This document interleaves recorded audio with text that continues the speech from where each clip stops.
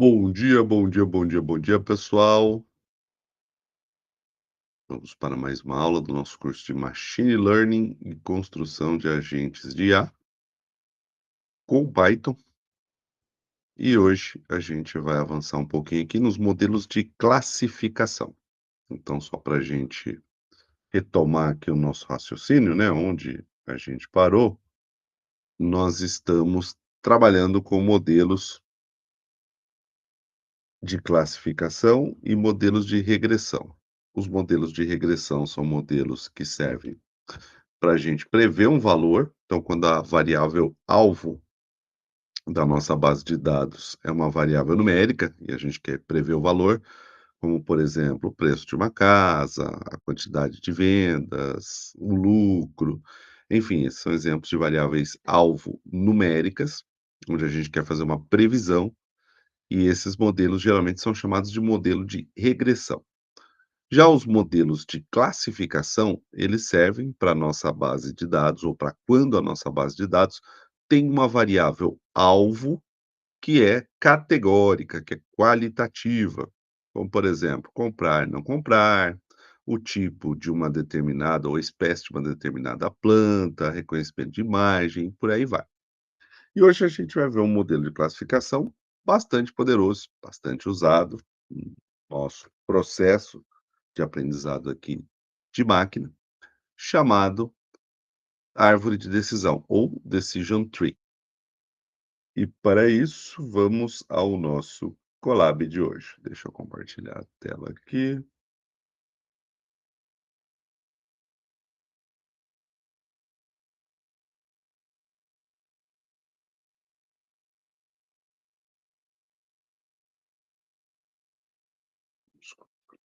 Colab.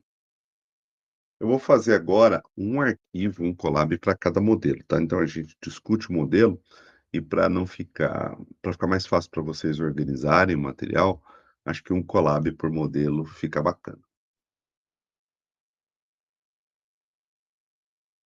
Vou aumentar esse zoom aqui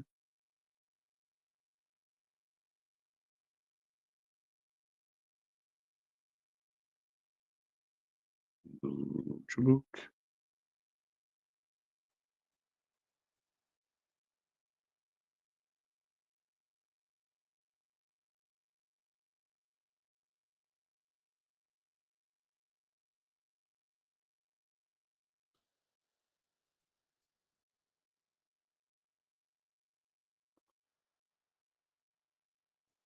Compartilhar com vocês.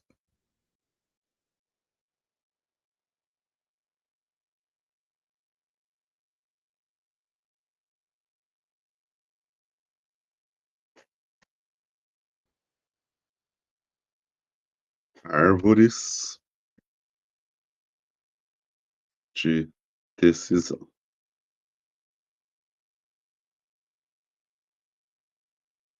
E como que funciona uma árvore de decisão?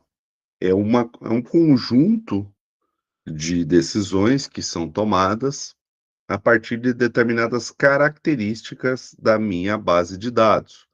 Então, se eu estou tentando classificar algo, eu vou olhar cada um dos atributos e vou fazer perguntas. Se tal atributo tiver tal valor, adote tal caminho. Se próximo atributo tiver outro valor, adote tal caminho. E vou construindo arcos e nós que vão gerar o caminho da minha decisão até chegar no final da minha classificação. Então vamos lá. A gente já viu que para os modelos de classificação, na aula passada a gente trabalhou com a regressão logística. Nos modelos de classificação, nós temos uma ferramenta para avaliação da acurácia desse modelo, que é a matriz de confusão, que mostra o quanto das previsões de determinada categoria foram feitas com acertos ou com erros. Então, hoje a gente vai continuar usando isso aqui nos modelos de classificação. Então, nosso primeiro exemplo, eu vou pegar uma base de dados aqui, pegar o exemplo completo e eu vou explicando ele passo a passo para vocês. Uma base de dados que a gente vai gerar. Então, o que que é essa base que a gente vai gerar? como a gente já viu, né, as bibliotecas são as mesmas que a gente vai usar, o Pandas para trabalhar com os dados em forma de tabela e o sklearn ou scikit-learn para fazer os nossos testes. Aqui, se vocês repararem, eu estou usando o sklearn várias vezes, né, o sklearn várias vezes. Vocês estão vendo, ó, o Pandas eu importei ele inteiro, importe Pandas como PD. Agora o sklearn eu estou importando em partes. Vocês imaginam por que, isso geralmente não é prática? Vocês têm ideia? Por que que essa essa forma de importar aparece bastante, ó, from, ou seja, a partir de tal biblioteca, importe tal feature, tal função. Por que será que geralmente a gente vê várias vezes um código sendo exibido assim em Python na hora de importar uma biblioteca? Minha pergunta é: por que não importar uma biblioteca inteira e importar pedaços dessa biblioteca? Vocês têm noção? Existem várias razões, né, mas o que que a gente poderia destacar aí como principal razão? Um de cada vez, então dá briga. Professor, eu chutaria que às vezes a biblioteca deve ser muito grande, e daí, para deixar mais performático e talvez mais leve o código, você importa só o que você vai precisar dela. Esse é um motivo forte, um dos motivos fortes, muito bom. E a gente pode destacar também, além dele, Jéssica, que todas as vezes que a gente usa o from, nome da biblioteca, o import, tal feature, essa feature já pode ser usada sem o alias ou sem o nome da biblioteca. Então eu não preciso escrever sklearn ponto alguma coisa para trazer aquela feature, para trazer aquela função, aquele método, aquela classe, e nem usar um alias para isso. Então, o train test split é uma feature do sklearn. Quando eu uso ele aqui no código, eu já uso ele direto, ó, tá vendo? Eu chamo essa função e coloco os parâmetros aqui dentro, como se ela fosse Python nativo. Só que ela não é Python nativo, ela é do sklearn. Só que aqui, como eu disse que do sklearn importe essa função, agora nessa minha seção é como se ela fosse nativa e eu não precisasse pôr um sklearn ponto alguma coisa ou algum alias ponto train test split. Essa também é uma outra justificativa para esse tipo de importação. Eu resolvi falar isso aqui porque como a gente pressupõe aqui que vocês já têm aí algum básico de Python, né? Talvez nem sempre isso seja algo de consenso, talvez seja uma curiosidade aí para vocês, por isso que eu estou falando aqui. Então aqui eu estou usando Pandas para construir um data frame, uma tabela, com 4 colunas, que é a coluna de tempo, que está na unidade, na dimensão mês, né? Uma coluna para verificar, uma coluna binária, né, sim ou não, para verificar se tem suporte premium, pode ser um software, pode ser, sei lá, o que for. Uma coluna para quantidade de reclamações, nenhuma, uma, 2, 3, 4, 5. E uma coluna para dizer, também binária, se o cliente cancelou ou não determinado serviço. Isso aqui é um clássico, um caso clássico, né, de prever cancelamento, de tentar fazer a previsão ou a classificação do churn a partir de algumas variáveis. Então, no caso, as variáveis que a gente tem aqui é o tempo que esse cliente tem de assinatura, se ele tem suporte premium ou não, e a quantidade de reclamações.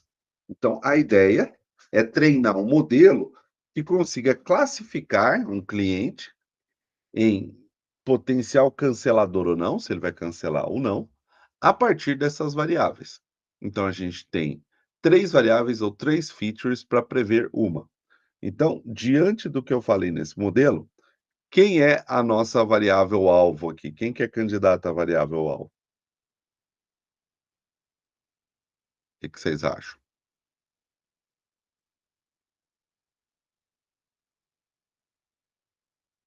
Quem que eu vou usar como classificação? Tem 4 variáveis, uma delas é a nossa alvo. Isso é muito importante para a gente definir no modelo, porque faz todo o sentido depois para a gente interpretar. Essa parte toda de código, que é mais mecânica, ela é menos importante do que a gente pensar sobre o problema. Então, nesse problema, o que que a gente tem como variável alvo, variável dependente, que eu quero utilizar como rótulo desse meu modelo supervisionado? O que que vocês acham? Cancelou, eu acho. Cancelou, exatamente, Jéssica, essa é a minha variável alvo. Então, o que que eu vou fazer? Eu vou separar os dados, ou esse conjunto de dados, esse dataset, em dados de x e de y. Os valores de x são todas as variáveis que não são alvo, que são as variáveis tempo, suporte premium, né, e reclamações, quantidade de reclamações. E o meu y, que é a variável alvo, está sozinho ali, é o cancelou. Aí eu aplico esses elementos que eu trouxe aqui, o x de treino, o x de teste, o y de treino e o y de teste. O que que eu estou fazendo? Eu estou criando aqui uma base de treino e outra de teste. Por quê? Porque a gente já viu que isso é uma boa prática para machine learning. Eu não vou treinar com os dados e depois testar com os mesmos dados. Isso pode me dar problema de overfit, por exemplo, né? E aí eu vou ter a falsa sensação que o meu modelo vai acertar tudo, mas ele olhou todos os dados. Então, o que que é dividir uma base de dados em dados de treino e dados de teste?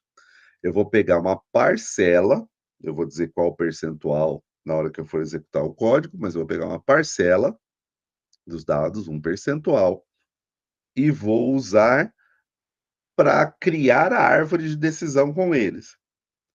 E depois vou pegar uma outra parcela que eu não vi, eu, modelo de machine learning, não tive acesso, que eu estou chamando de teste, e vou usar só essas características, tempo, suporte e reclamações, e vou gerar uma previsão de classificação, vou fazer a classificação. E depois eu vou ver, depois que eu fizer essa classificação, se eu acertei ou errei essa classificação. Isso é a divisão entre treino e teste. Então, nesse caso, a base para teste é 30%, ou seja, eu vou usar 70% dos dados para treinar o modelo e vou usar 30% depois para fazer o teste. O random state é um número qualquer, eu estou colocando 42, porque se vocês colocarem 42, vocês vão ter os mesmos resultados, porque eu estou gerando aqui um processo aleatório, e eu estou pedindo para estratificar a variável y, para criar extratos de quem comprou e de quem não comprou. Depois, o que que eu vou fazer? Eu vou criar um modelo, já prevendo uma feature aqui, né, um parâmetro para evitar o overfitting, que eu estava comentando com vocês. Então, o nosso modelo vai se chamar árvore, sem acento, e aí eu aplico o método Decision Tree Classifier. De onde vem esse Decision Tree Classifier?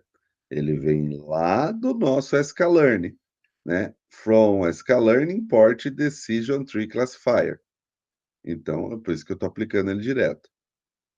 E aí eu vou pôr os parâmetros. O critério é o índice de Gini, que é o índice padrão que a gente usa para criar as árvores.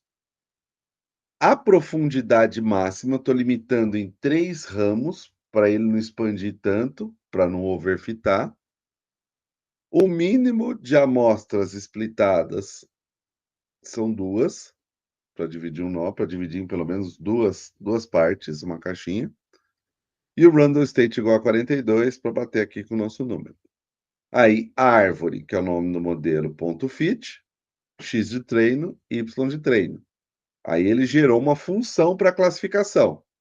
Agora eu vou pegar essa função de classificação e vou fazer a previsão de y a partir do x de teste. Eu estou pegando os dados de teste, sem olhar. E depois vou pegar e vou criar a matriz de confusão mostrando o que eu acertei e o que eu errei desse teste. E como que eu vou saber o que eu acertei e o que errei? Porque os dados de teste têm gabarito. Eu vou olhar o gabarito, vou comparar com o que foi previsto e vou dizer se acertou ou errou. E depois vou mostrar a árvore também. Então, fiz aqui um gráfico para mostrar como que fica essa árvore. Eu vou rodar o código aqui. Aqui nós temos a matriz de confusão. e aqui nós temos a árvore. Essa não é a melhor visualização, depois eu vou mostrar graficamente melhor que isso. Mas o que que a gente tem que fazer aqui? A análise. Na matriz de confusão, aqui nesse eixo, eu tenho os valores reais. Então aqui, real quem cancelou, é a minha primeira linha, real quem não cancelou. E aqui, na coluna um, eu tenho os valores previstos de quem cancelou e os valores previstos de quem não cancelou. Então, nesse caso, ele acertou todo mundo, porque a matriz diagonal é o match, a diagonal principal. Então, eu tinha dois valores zero, e ele acertou os dois na hora de prever. Eu tinha dois valores um, e ele acertou os dois na hora de prever. Esses zeros aqui seriam erros. Por quê? Porque seria o que na verdade é zero, e ele previu um, não aconteceu. E aqui o que seria é 1 e ele previu zero, também não aconteceu, a frequência aqui é zero. Então, acertou 100%. Aí o relatório de classificação mostra isso, né? O Precision, o Recall, o F1 Score, eles estão mostrando tudo 100%. E aqui, como é a árvore, né? Como é o caminho. Não é a melhor visualização, daqui a pouco a gente vai ver um gráfico melhor disso. Por enquanto, tudo tranquilo? Alguma dúvida? Seja de código, seja de conceito, vamos lá. Um de cada vez, não dá briga. Tranquilo? Agora eu vou pegar um segundo caso, que eu vou fazer um caso de previsão de imagem, só que eu não vou usar a imagem, eu vou usar os valores, essa imagem já vetorizada, já transformada em zeros e um, em matrizes, para fazer a classificação. E é uma base de dados que as imagens já vetorizadas estão na base do sklearn, é um modelo de treino. Só que, para não ficar tão abstrato, eu vou mostrar aqui para vocês uma imagem ou algumas imagens do que está por trás dessa base de dados, que é o tipo de íris.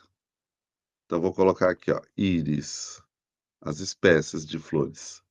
Setosa, é uma espécie.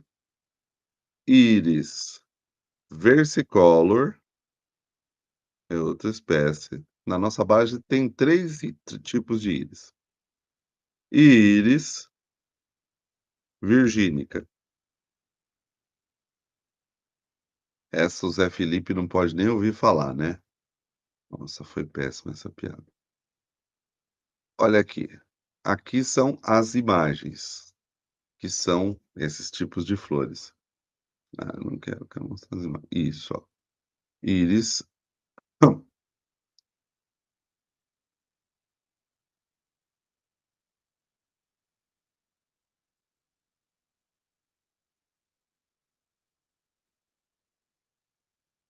Ah, você quer me cadastrar aqui?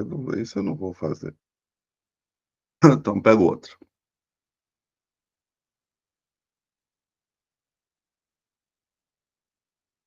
É um caso clássico, ó. Por ele já ter no Scalane, né? Muita gente testa isso. E ele é bom para a gente abstrair, né? Para que outras situações a gente pode usar depois. Então, isso aqui é uma íris setosa. Essa é a íris versicolor. E essa é a íris virgínica. Então, o que que tem nessa base de dados? As imagens de cada tipo de íris já vetorizadas, ou seja, transformada num array de números, porque uma imagem nada mais é do que um array de números, ela pode ser convertida num array de números. Então, essa imagem aqui da versicolo tem um array, essa tem outro e essa tem outro. Então, no sklearn, a gente já tem essa base previamente cadastrada, vetorizada. Então, a gente só vai importar no próximo código. Então, vou trazer aqui esse próximo código para a gente fazer essa classificação.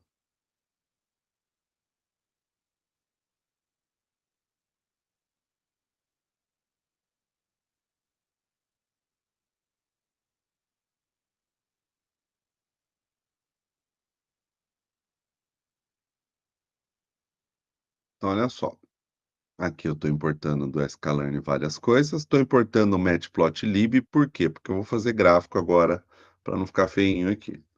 Estou importando um dataset, ó, from sklearn datasets, eu tenho uma feature, né, uma classe dentro do sklearn, que são vários datasets de teste. Um deles é esse load iris.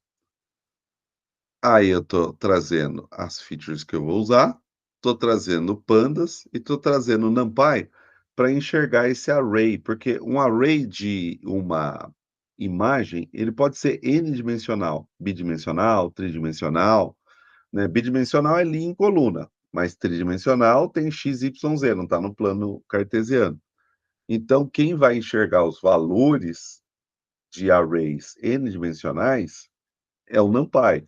Por quê? Porque Python não enxerga nativo, arrays n-dimensionais. Isso não é uma estrutura de dados nativa do Python. Mas daí tem uma biblioteca que roda em Python para a gente enxergar os dados de forma multidimensional, que é o NumPy. Por isso que eu estou trazendo ele para a baila aqui. Então, eu estou trazendo o dataset. Dele eu estou pegando que dá os dados, as colunas e os nomes das colunas. E o Y vai ser o meu target, que é uma coluna que já existe. Features names vai ser o meu X, né? E aí eu vou dividir o que é X e o que é Y. Crio o modelo, também profundidade 3, understand 42. Faço a previsão e rodo a comparação da acurácia. Rodando o modelo, olha o que nós temos aqui. A matriz de confusão feinha daquele jeito e agora ela mais bonitinha no formato de imagem. Muito grande isso aqui, né. Primeiro vamos olhar a matriz de confusão. Com essa base bonitinha, a gente já dá para dá pra gente perceber aqui que ele acertou tudo do que ele separou como teste. Ele tinha 19 íris que eram do tipo setosa, de verdade, e ele conseguiu prever que essas 19 íris são setosa, do tipo setosa. Isso tudo na base de teste. Na base de teste tinham 13 íris que eram versicolor, do tipo versicolor, e ele conseguiu fazer a previsão dessas 13, ou a classificação dessas 13. E virgínica, a mesma coisa. Ele tinha 13 e conseguiu prever as 13. Isso aqui eu fiquei impressionado, na época que eu fazia graduação, pra vocês terem uma ideia, a gente não chamava de machine learning, a gente chamava isso de data mining. Quando eu fui para o Ceasa, numa visita técnica de uma das disciplinas da graduação que eu estava fazendo, para a gente entender como que, eles estavam usando no CEAGESP, esteiras com câmeras em cima de frutas para reconhecer o tipo da fruta e colocar no baldinho certo, colocar no lugarzinho certo, nas caixinhas certas, inclusive pela qualidade. Se aquela maçã estava do tipo premium, se estava mais ou menos, então para fazer a distribuição e a precificação. Eu já achei fantástico. E era exatamente isso que estava por trás do sistema de reconhecimento de imagem. A imagem era transformada num vetor, esse vetor era enviado para um modelo de classificação, uma árvore de decisão ou outro modelo de classificação, que gerava os resultados e aí jogava na esteira certinho. Muito, muito bacana. E aqui a visão da árvore, né? Então, com cada feature, cada caminho que ela pode escolher até chegar à decisão. Com 3 níveis de profundidade, a gente não overfita, a gente não alucina, entre aspas, para esse tipo de modelo ele prever certinho. Beleza? Dúvidas? Sugestões? Xingamentos?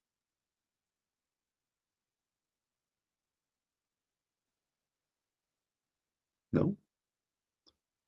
Então agora eu quero que vocês pratiquem um pouquinho antes da gente passar para o próximo modelo. O que que eu quero que vocês façam? Vou colocar aqui o contexto, vou deixar na tela.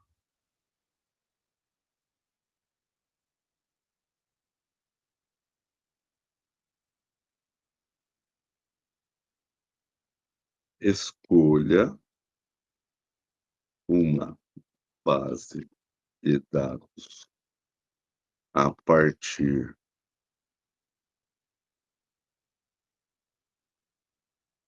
de um problema real de classificação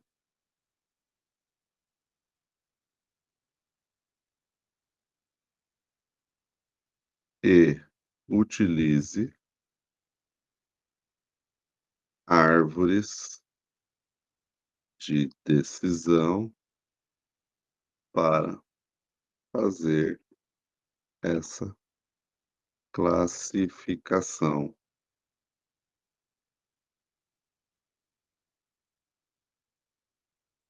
inclusive gerando os relatórios de acurácia para verificar a qualidade do modelo. Então escolham algo que possa se encaixar como um modelo de classificação, que obviamente tenha dados. Vocês podem usar até o Kaggle para isso, ou outra base de dados.org, dados.org, algo do tipo.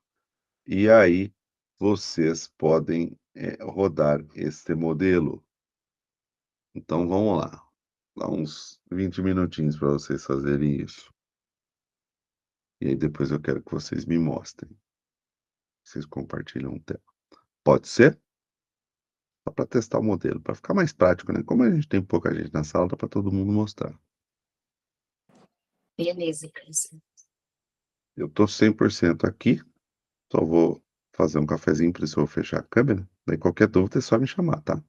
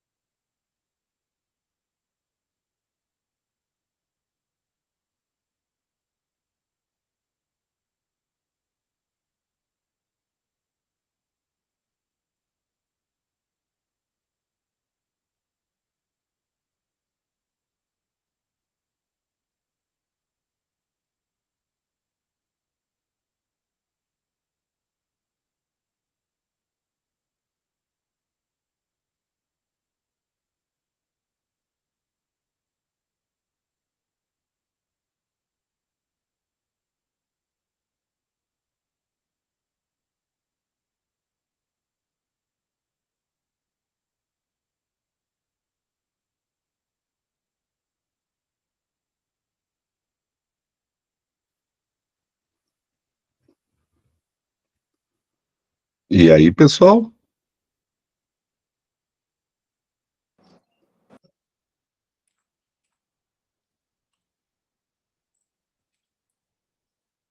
Professor, ainda estou finalizando aqui.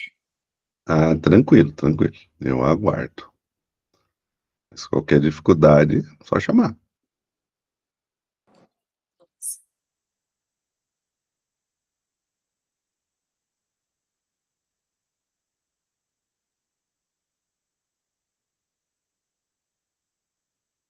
À medida que vocês forem terminando, vocês vão me chamando, tá bom?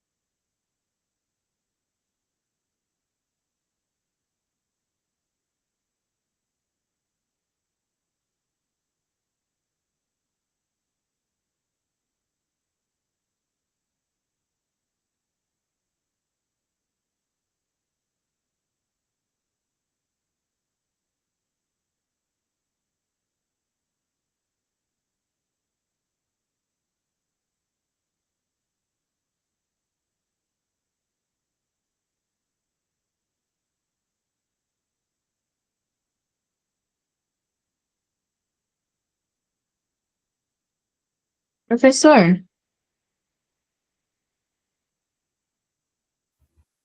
Oi, Clarice. o senhor está conseguindo me ouvir bem? Ouço, você me ouve bem? Sim. Deixa eu te perguntar, eu posso colocar o link do Colab aqui no chat, porque eu tô com a aula aberta no celular e fazendo pelo notebook. Ah, pode sim, eu vou olhando aqui, tá? Tá, obrigada. Valeu.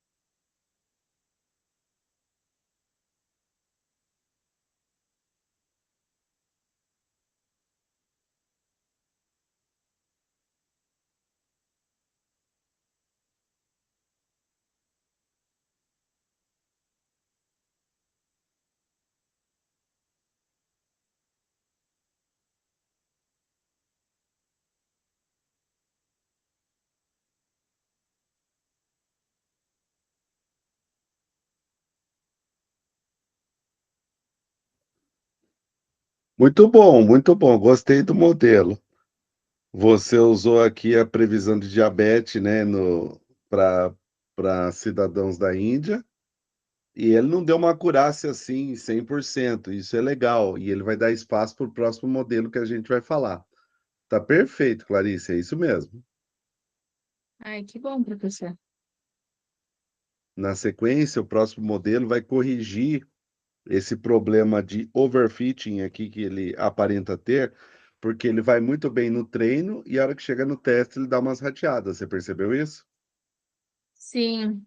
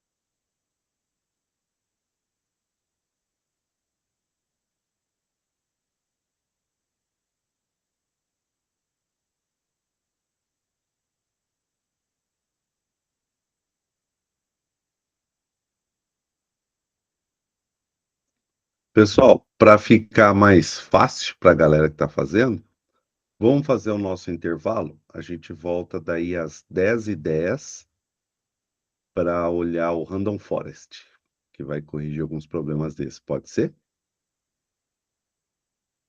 E aí, quem já fez vai para o intervalo, quem ainda não fez vai fazendo os ajustes para a gente ver depois na sequência.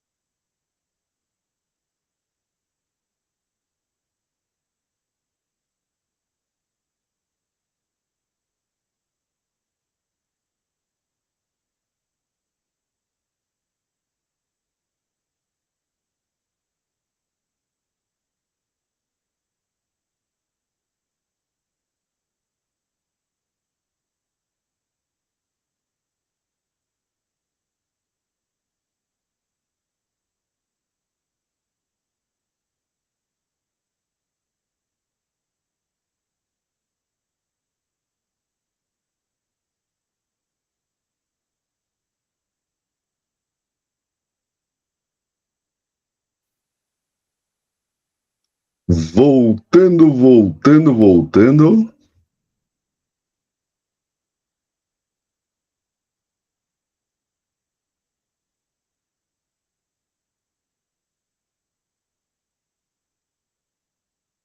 Ah, deu certo. A Jéssica montou no Drive aqui para subir o arquivo, né, Jéssica?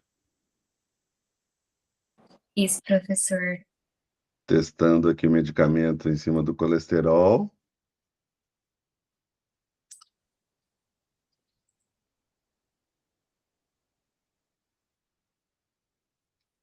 Eu tinha testado com a Árvore 3, só que aí ele não conseguia captar uma das drogas, né? Daí eu aumentei o número de Árvore para 4, e aí acho que ficou melhor. Ah, ele acertou tudo. Você aumentou Aham. a profundidade, né? O depth. Isso, exatamente. O de bola. O Nicolas está fazendo ainda, Nicolas? Vai fazer depois. Como tá aí, Nicolas? Eu acho que eu consegui.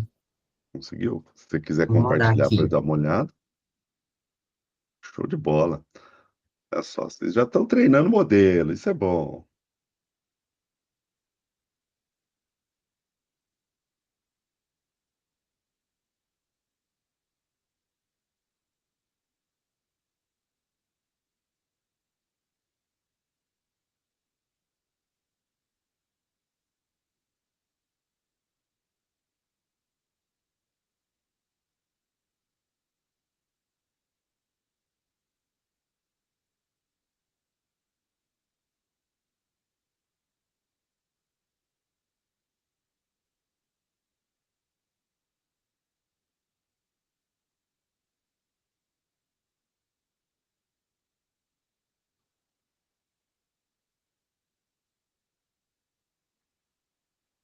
Ele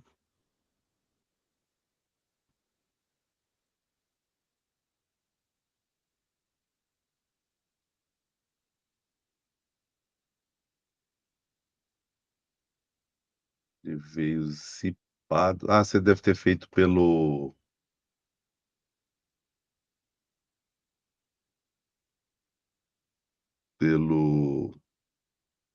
VS Code, né? Não, o que aconteceu, sei lá. Não, pelo Colab mesmo. Ele veio zipado para mim aqui, nenhuma visualização disponível. Que estranho.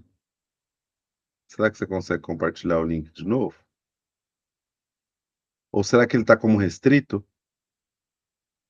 Ah, agora veio. Que estranho. Que dá erro aqui do.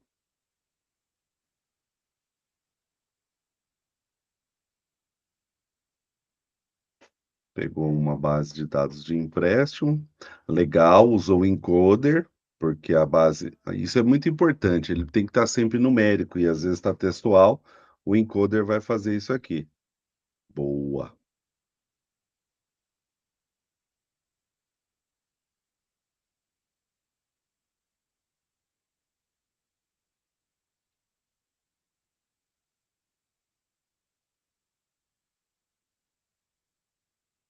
Ele fez a classificação, mas deu sinais de overfit, né? Então talvez esse próximo agora resolva essa situação. Muito bom, gostei de todos os exemplos. É isso aí, a ideia é aplicar, né, o que a gente está fazendo.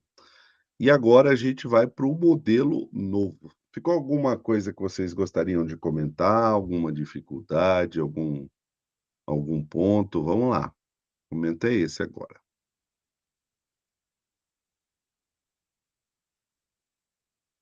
A gente vai ver o Random Forest, ou as florestas aleatórias.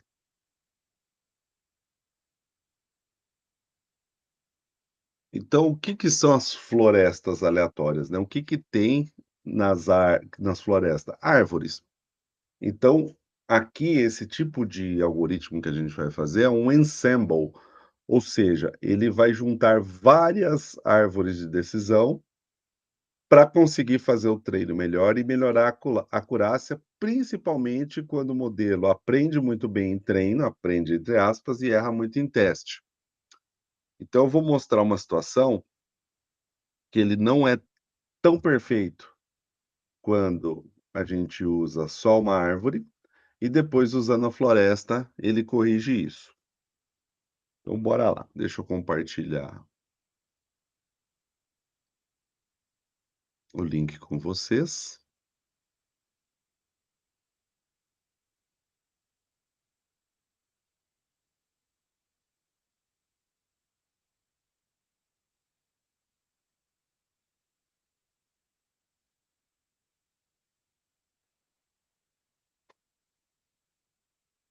Belezinha.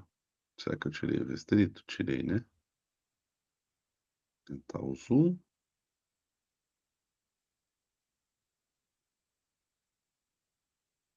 E aqui é o seguinte, ó, vamos pegar um exemplo de classificação de vinhos. Então, vou pegar de novo da base do sklearn, tá? A gente tem uma base de dados que chama Wine, né, um dataset clássico ali para classificação de vinhos. São 3 tipos diferentes. Mesma situação ali da Iris, né, que tinha 3 tipos. Estou carregando e vou mostrar os resultados usando só o...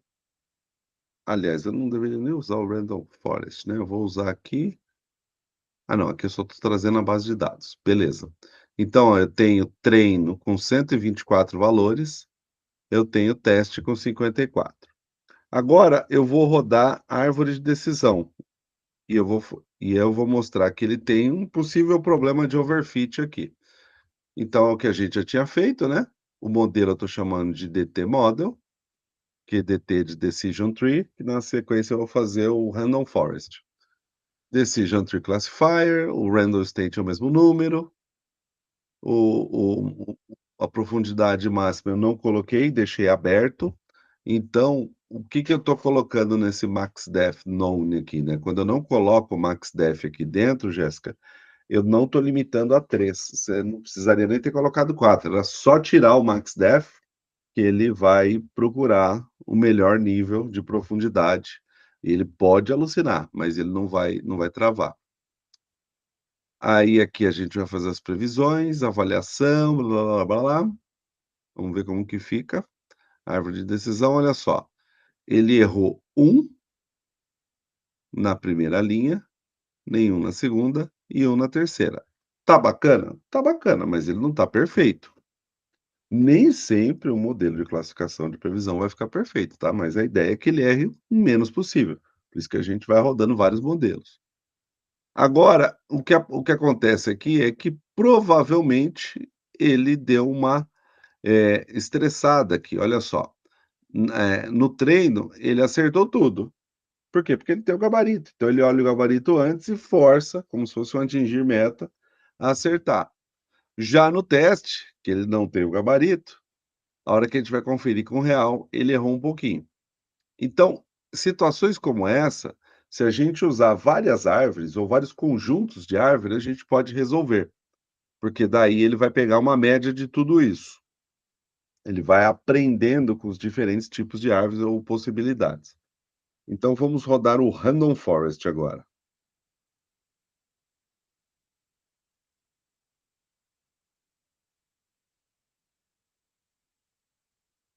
Então, agora eu estou chamando de RF Model, por quê? Porque é Random Forest.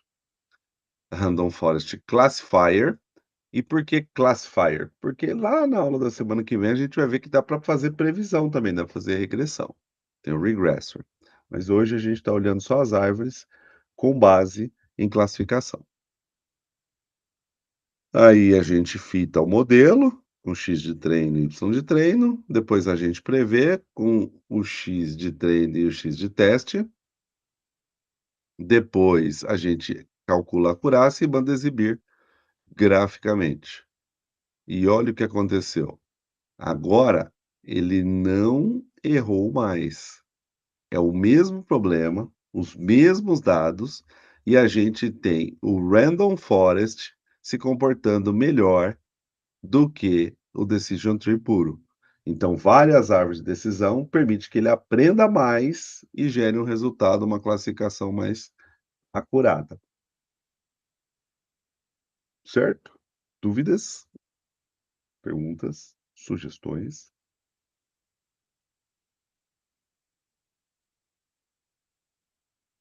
Então, pessoal, agora vai faltar para a gente só mais 2 modelos que a gente vai ver na semana que vem de regressão, e aí a gente já vai entrar em redes neurais. A gente vai entrar em redes neurais, que é uma evolução de tudo isso aqui, uma forma da gente pensar diferente na hora de trabalhar com previsão ou classificação. Vou deixar aqui o exercício. Utilize o mesmo caso que você escolheu para fazer a classificação com as árvores de decisão,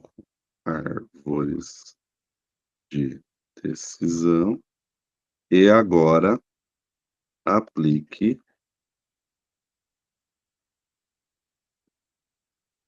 os mesmos dados, o Random Forest.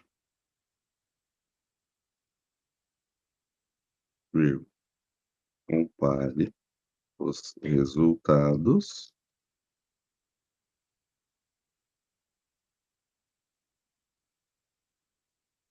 e faça uma avaliação breve dessa comparação, do tipo melhorou ou piorou.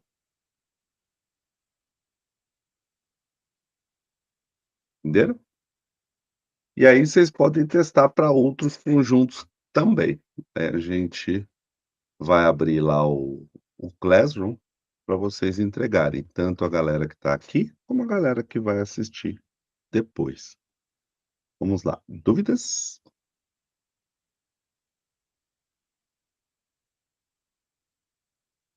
Tem dúvidas? Tronks?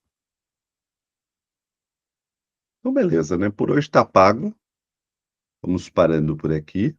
Semana que vem, folga de vocês, mas quem faz o outro curso, faz o curso de Python para mercado financeiro, não tem folga.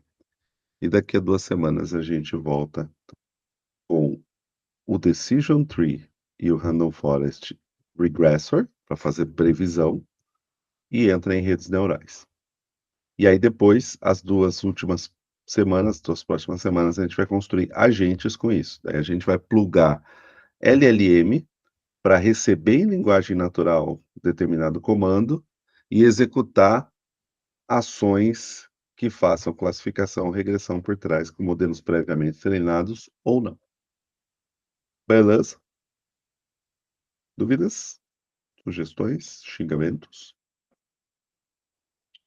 Beleza, professor. Então tá bom. Bom sábado para vocês. Para quem faz o próximo curso à tarde, até mais tarde. Para quem faz até a semana que vem. E para quem não faz, até daqui a 15 dias. Obrigada, professor. Ah, professor, bom final de semana. Obrigado para vocês também. Um ótimo final de semana. Valeu, Nicolas.